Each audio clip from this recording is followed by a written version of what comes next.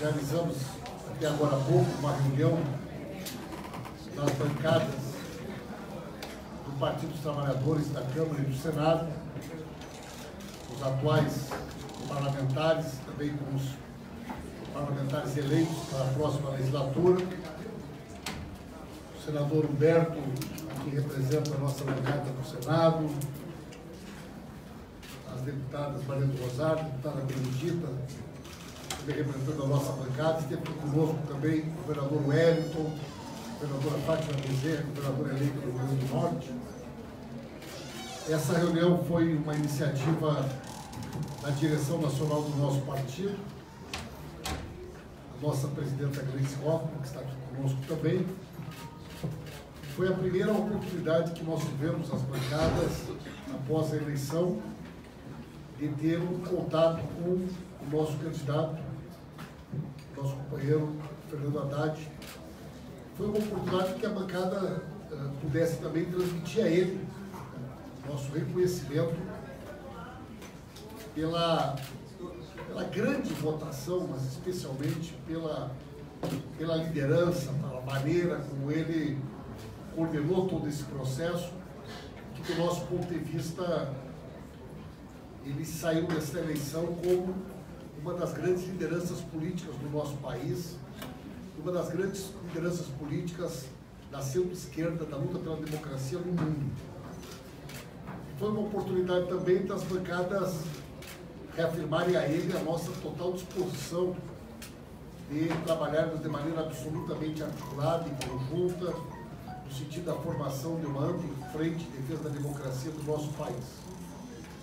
Queremos agradecer a ele por ter atendido o nosso convite, também por ter disponibilizado essa oportunidade de contato com a imprensa, onde ele fará um pronunciamento e depois nós vamos abrir aqui para algumas perguntas, já que nós temos muita gente aqui que está presente. Importante que você diga que aqui na nossa coletiva não tem censura, né? A gente não escolhe quem pode entrar e quem não pode entrar. Aqui está aberta a porta para todo mundo. Fique imaginando se fosse um governo nosso, chamasse uma coletiva como o Bolsonaro tem feito e proibisse de entrar. A Folha de São Paulo, o Estadão, o Globo, se isso aí não teria já virado editorial, inclusive, desses jornais. Porque a grande maioria está caladinho, assistindo a censura sem qualquer tipo de reação. Vamos passar, presidente, a senhora quer falar? Não. Passar direto para o Haddad aqui a palavra para a gente poder abrir a nossa conversa. Bom, boa tarde a todos vocês. Nós fizemos aqui uma reunião de algumas poucas horas, fizemos um balanço rápido do resultado eleitoral, que nós consideramos bastante positivo para a centro-esquerda brasileira. Reconhecemos que a extrema-direita ganhou as eleições, evidentemente, mas quem saiu qualificado e credenciado para fazer uma oposição digna do país, que todo país democrático tem, convive, foi a centro-esquerda, que nós pretendemos congregar numa ampla frente contra qualquer tipo de retrocesso no campo dos direitos. Tá? Nós entendemos que há duas considerações a serem feitas sobre isso. A primeira é em relação aos direitos sociais. Nós entendemos que a pauta dos direitos sociais vai definir um determinado recorte de alianças partidárias em torno desse tema. Não vai congregar, talvez, um amplo espectro que possa somar forças com a centro-direita brasileira, né, que muitas vezes se alinha à agenda neoliberal. Então, nós, nesse quesito, vamos estar junto daqueles que defendem, por exemplo, o Sistema Único de Saúde, o SUS, o não contingenciamento de verbas voltadas para o direito da população, do cidadão em geral, tanto do ponto de vista assistencial quanto do ponto de vista dos serviços públicos, né? E entendemos que há uma outra agenda, que nós estamos chamando de agenda de direitos civis, que essa sim pode ser mais ampla e pode congregar setores do Congresso Nacional, inclusive da centro-direita, comprometidos com o não retrocesso. Né? E aí entram temas caros a nós também, por exemplo, o tema da defesa da escola laica, né? A escola laica, a escola pública laica, né, pode e deve contar com o apoio de setores liberais que, portanto, se situam no espectro ideológico mais na centro-direita, mas que não concordam com a agenda de extrema-direita, que querem calar os professores e torná-los inimigos públicos número 1 do país. Então, a defesa do magistério, a defesa da escola pública laica, é uma agenda que transcende o campo da centro-esquerda. Então, nós vamos atuar, portanto, sobre esse grande guarda-chuva que é a pauta dos direitos, em geral, entendendo que haverá duas trincheiras, uma mais restrita, que é a defesa dos direitos sociais, que deve congregar alguns parlamentares de centro, de vários partidos, e todos os partidos de centro-esquerda, como o PSOL, PT, PCdoB, PDT e PSB. Né? Mas também parlamentares de centro que são sensíveis à agenda dos direitos sociais. E essa agenda, essa segunda agenda, não menos importante, que transcende o debate sobre direitos sociais e remonta às conquistas da modernidade e que tem a ver com os direitos civis. Né? Eu citei o exemplo da escola pública laica, que está sob ameaça e que vai ter, da nossa parte, uma defesa incondicional. A defesa do magistério brasileiro, a defesa da escola pública laica no Brasil. Então, são questões que exigem articulação e nós estamos dispostos a nos somar, né, como partido organizado, às correntes de pensamento mais modernos que querem, as correntes mais modernas de pensamento que querem garantir que não haja retrocesso no Brasil nesses dois âmbitos. Né? Também faremos uma agenda internacional, né? Começo a semana que vem a viajar o mundo em busca de parcerias, né? E estamos muito interessados nesse lançamento da Internacional Progressista, que vai acontecer em Nova York semana que vem, mas não pararemos por aí. Né? Vamos manter os nossos contatos com a centro-esquerda europeia, que também se sente ameaçada pela onda conservadora, e não falo só do Podemos, falo da geringonça portuguesa, falo de setores progressistas na Itália, na França e na Alemanha, preocupados com o crescimento do conservadorismo e com o corte de direitos sociais. Né? Falo da Frente Ampla Uruguaia, por exemplo, que também é uma referência para nós muito importante, pela tradição democrática e pela solidez com que regem os assuntos públicos no Uruguai há muito tempo. Né? Então, vamos manter contatos com lideranças da antiga concertação chilena. Enfim, nós estamos com o radar ligado para mobilizarmos também as forças internacionais, uma vez que essa onda conservadora é de caráter internacional também. E se vale muitas vezes do mau uso das modernas tecnologias para solapar as bases da própria democracia. Então,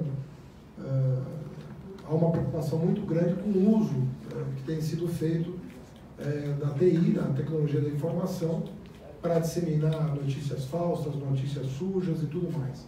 Aproveito para dizer que nessa minha viagem aos Estados Unidos, nós pretendemos explorar a possibilidade de entrar com uma ação judicial contra o WhatsApp lá, na sede, né, da empresa, para que ela lá preste contas do que fez aqui,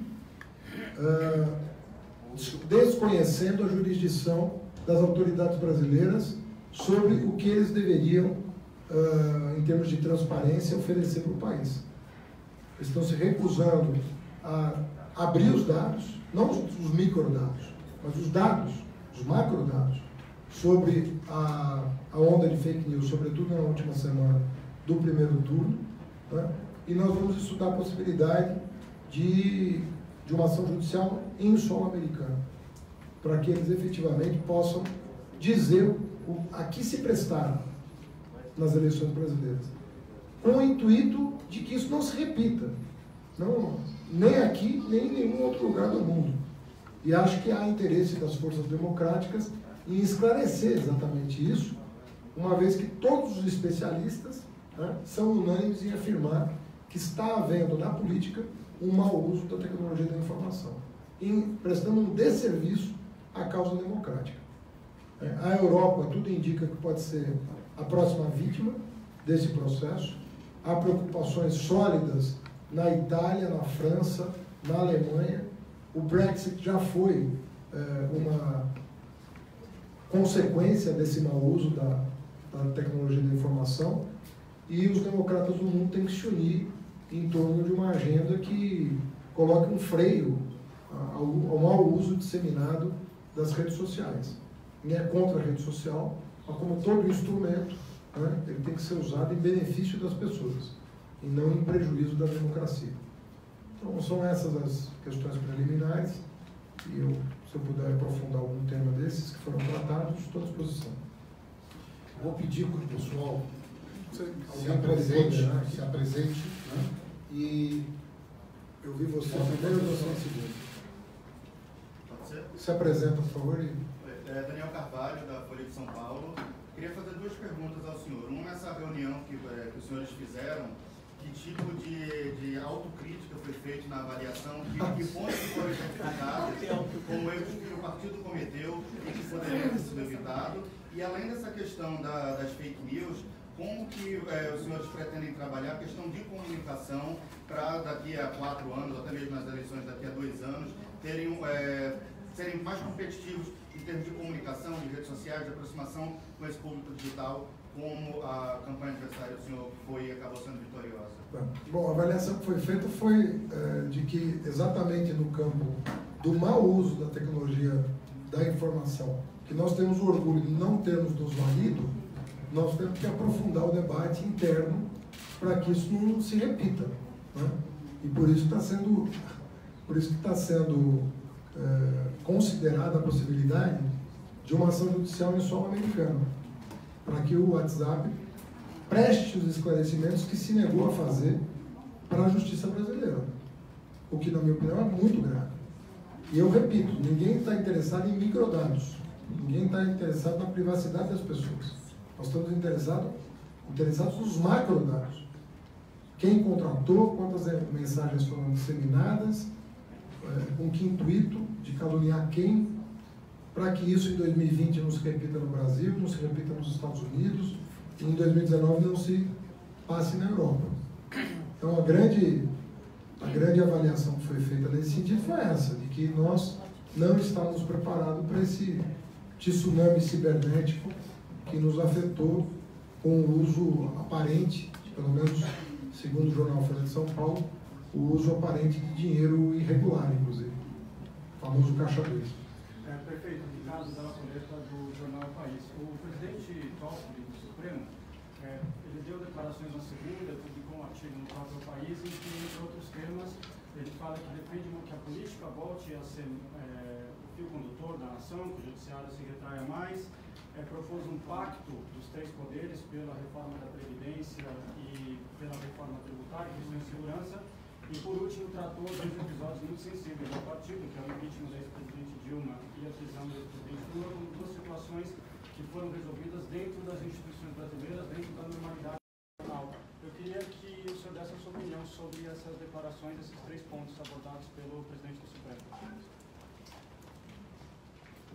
Olha, quando se fala genericamente em reformas, a princípio, não conheço ninguém que é contra genericamente uma reforma, seja tributária, previdenciária, até porque nós seríamos contraditórios conosco, né? Uma vez que nós promovemos algumas reformas importantes no país. Precisa saber o caso concreto, de que reforma nós estamos falando, né? Então, se for contra os pobres, por exemplo, alguém vai propor um pacto contra a previdência dos pobres no país? Por exemplo, benefício de prestação continuada. Alguém vai fazer uma proposta contra o BPC e pede um pacto nacional em torno disso? Nós estaremos fora. Mas por uma questão de princípio, concreto, no caso concreto, não em abstrato. Em abstrato, a palavra é vazia de significado. Nós vamos saber do que nós estamos falando. Veja que eu ouvi o presidente eleito falar que é contra a reforma proposta pelo Temer. Então, mesmo à direita, existem divergências, mesmo no campo da direita. E nós sabemos que o Bolsonaro herda todo o plano econômico do Temer, sem tirar nem pôr, praticamente. E ainda assim, há divergências entre eles. Quanto mais conosco. Né? Nós, conforme eu salientei, nós vamos defender uma agenda em 2 planos: direitos sociais e direitos civis. Né? E entendemos que nossa obrigação para honrar os 47 milhões de votos que recebemos é lutar contra retrocessos nesses 2 campos, nos direitos sociais e nos direitos civis. Obviamente, de que direitos sociais e civis nós estamos falando?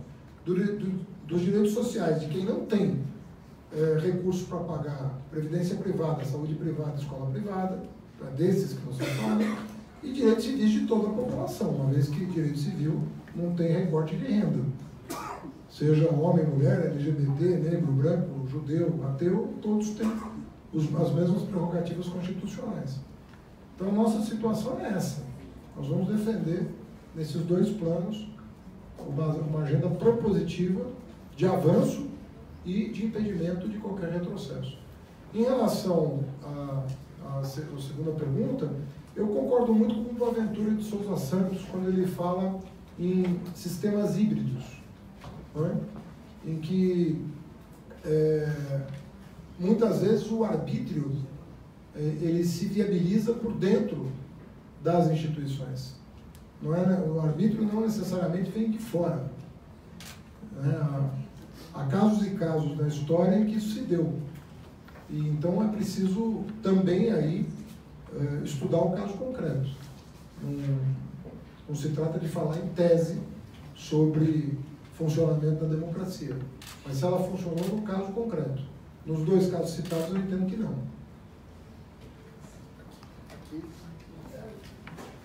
Professor Haddad, presidente, sobre a Internacional Progressista, a perspectiva de atuação coletiva dessas forças do plano internacional, o que concretamente se pode imaginar que vai ocorrer a partir dessa articulação?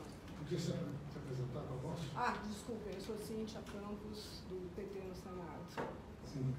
Olha, eu penso que está muito alinhada com o que eu acabo de dizer sobre a nossa atuação no Brasil, como ela vai se pautar, né?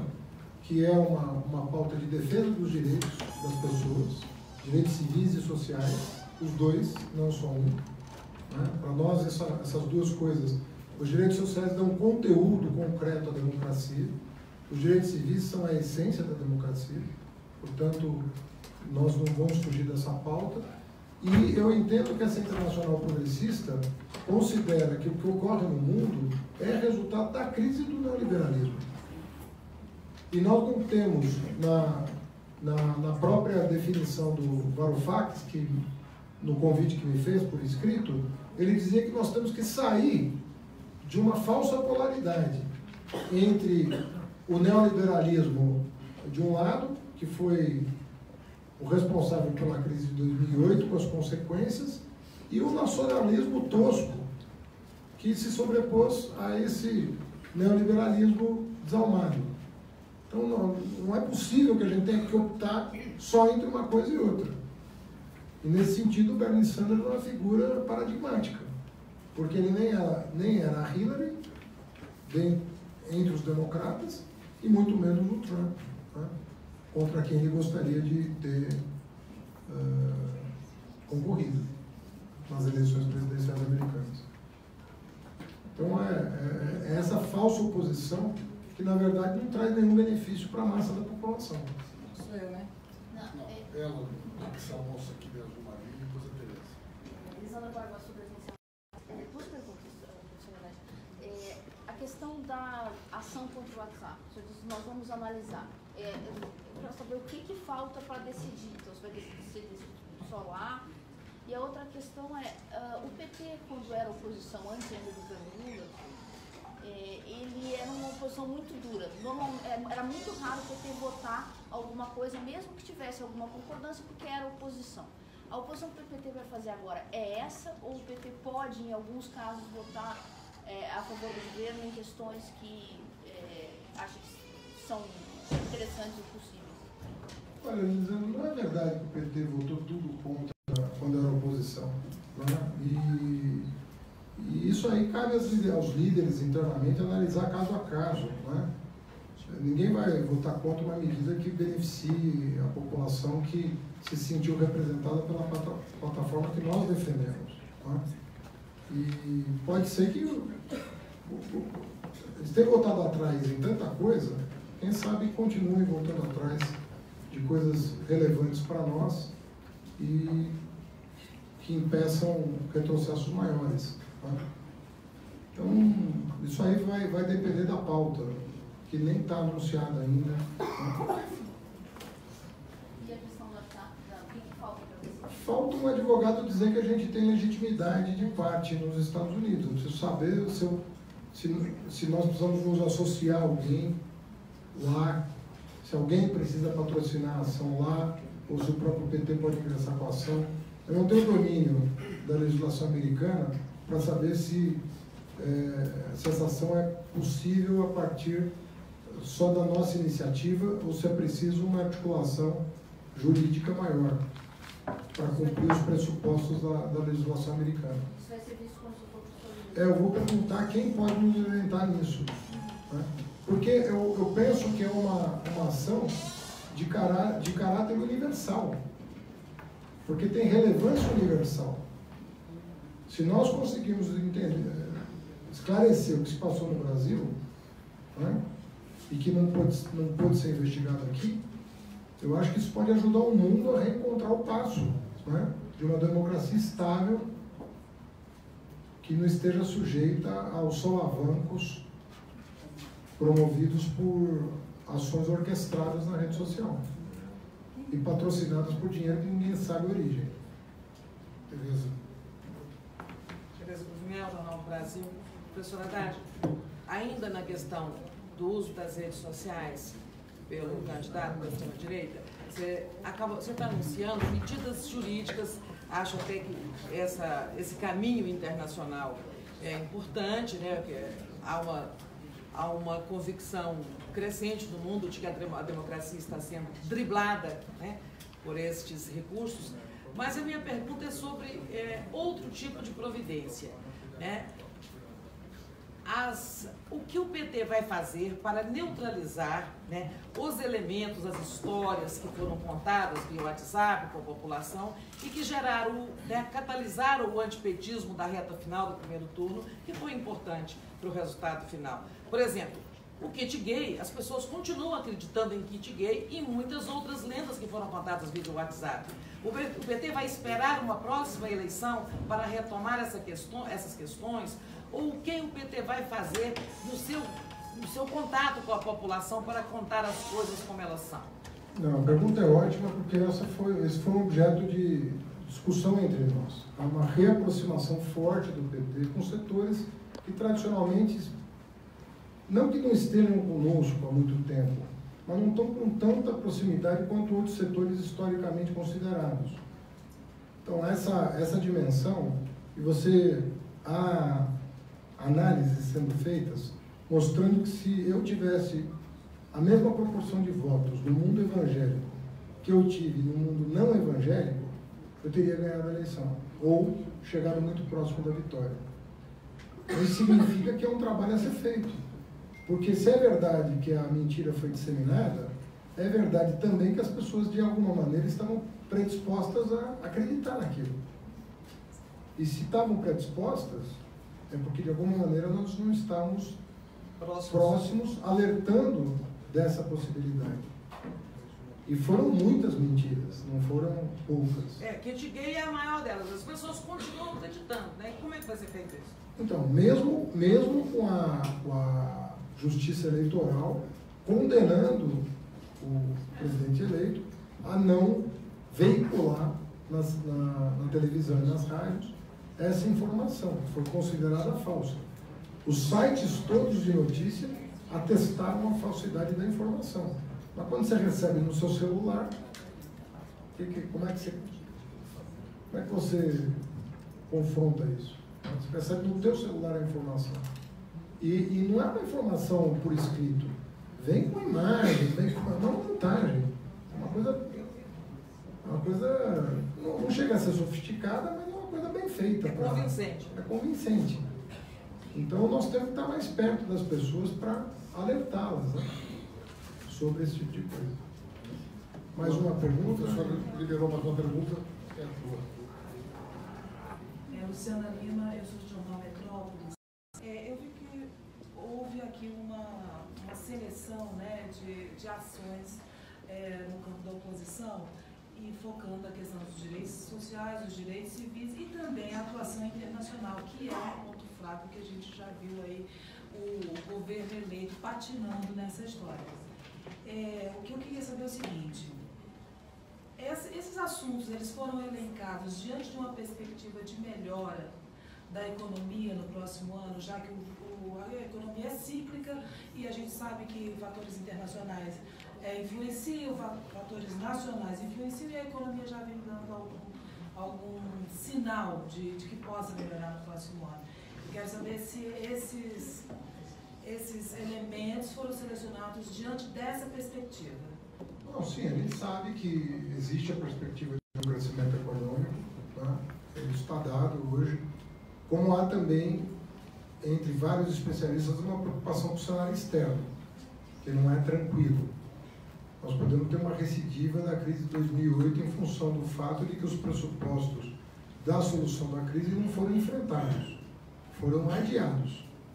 Então, quanto tempo se comprou em 2008, nós não sabemos. Então, já existem sinais preocupantes. A guerra comercial entre Estados Unidos e China, a perda de ímpeto da economia europeia, os sinais preocupantes de eleições de governos nacionalistas contrários à União Europeia, contrários à integração, anti-integração, portanto. Então, isso tudo preocupa. Mas, enfim, nós estamos no 4º ano patinando, né? Tivemos 2 anos de forte recessão e 2 anos de baixo crescimento. Então, existe espaço para crescimento. Agora, uma coisa que nos preocupa é o apetite de alienar o patrimônio nacional. Os anúncios são de que o governo pretende, entre aspas, comprar tempo internamente, vendendo o patrimônio público, estatais e, sobretudo, pré-sal. Já estão dividindo o dinheiro que nem no caixa está, né? Que é a venda das reservas de petróleo. Então, esse padrão é conhecido de governos neoliberais, sabe? De ganhar tempo alienando o patrimônio. Isso anestesia a economia, de certa maneira, porque você acaba fazendo caixa e usando esse caixa politicamente. Pode estourar. Não, se for isso, vai estourar lá na frente, né? Mas quanto tempo depois não se sabe, né? A economia não é ciência exata, né? Você vê tendências. Gente, eu queria saber sobre a 20 anos, professor. eu vou ter que parar para ter A frente de esquerda. Você não falou. Falei. Não, eu falei falei que da construção dessa frente. Olha, eu acho que uma frente se constrói programaticamente. Não se constrói por simpatias e antipatias pessoais, por arestas. Não é assim que se constrói nada. Você constrói programaticamente. Eu estou dizendo que nós pretendemos construir uma frente em torno dos direitos sociais, que eu acho que é uma frente mais de centro para a esquerda, mas tem uma frente que pode galvanizar um apoio ainda maior, que é a de defesa dos direitos civis, que vai ser mais ampla do que a primeira, por definição, porque tem pessoas que não têm tanto apreço pelos direitos sociais, pelo SUS, pela Previdência Pública, etc., etc., mas tem sensibilidade para a pauta ambiental, tem sensibilidade para a escola pública laica, tem sensibilidade para os direitos civis de populações marginalizadas politicamente, como religião de matriz afro, ou comunidade LGBT, e assim por diante. Como é que estão as conversas com os partidos de esquerda, principalmente PDT.